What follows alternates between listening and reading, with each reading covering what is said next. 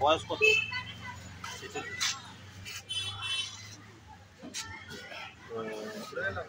এই আইনে কিন্তু 200 টাকা অবধি ফাইন হয়। আমরা 100 টাকা ফাইন করছি, ঠিক আছে? আপনাকে ওয়ার্নিংই দেওয়া হচ্ছে, তার বেশি কিছু নয়।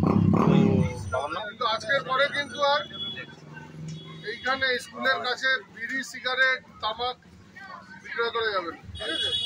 কি হালা? মনোরঞ্জন।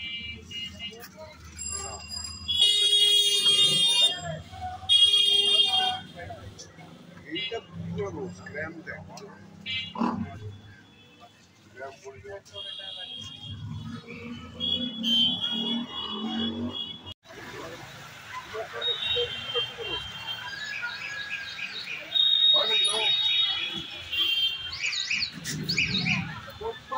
আইন আছে, 90 মিটারের মধ্যে কোনো তামাকের দ্রব্য বিক্রয় করা যাবে না। সিগারেট বিক্রয় যাবে।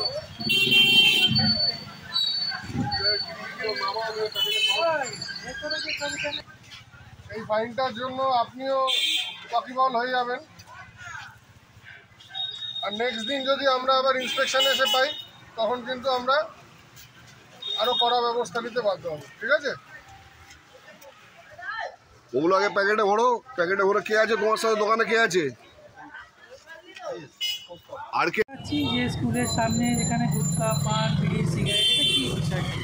এটা কোটপা আইন আছে, cigarette and other tobacco product prohibition of advertisement, regulation of trade and commerce, production, supply, distribution আইন রয়েছে, যেটাতে বলা আছে যে কোনো শিক্ষা প্রতিষ্ঠানের 100 ইয়ার্ড বা রাফলি 91 মিটারের মধ্যে কোনো তামাক দিয়ে তৈরি করা কোনো দ্রব্য বিক্রয় করা যাবে না। তার মধ্যে সিগারেট, বিড়ি, গুটখা এগুলো পড়ছে।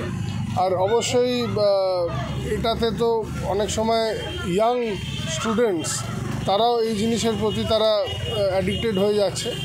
সো এইটা প্রিভেন্ট করার জন্যই আমরা এই ড্রাইভে নেমেছি। আমরা আজকে দোকানদারদের সতর্ক করছি, একটা ন্যূনতম আমরা একটা ফাইন করছি কম্পাউন্ড স্লিপ কেটে, এবং তাদেরকে আমরা ওয়ার্ন করছি যে তারা যেন আজ থেকে আর এই কাজ না করে। আমরা আবার যদি ইন্সপেকশনে এসে পাই যে তারা এই টোব্যাকো প্রোডাক্টস বিক্রি করছে শিক্ষা প্রতিষ্ঠানের কাছে, তখন আমরা আরও কড়া ব্যবস্থা নিতে বাধ্য হব। স্কুলের ছাত্ররা অনেকটাই যাদের 15-16 তো মাধ্যমিক দেবে, তাদের স্কুলের আশেপাশে তামাক জাতীয় একটু নেশার দিকেও যায়, সেটা কি অনেকটা সমাজে সচেতন হবে কি মনে হয়? ঠিকই, এই আইনটা যখন সরকার করেছে এটা তো মানুষকে সচেতন করার জন্যই।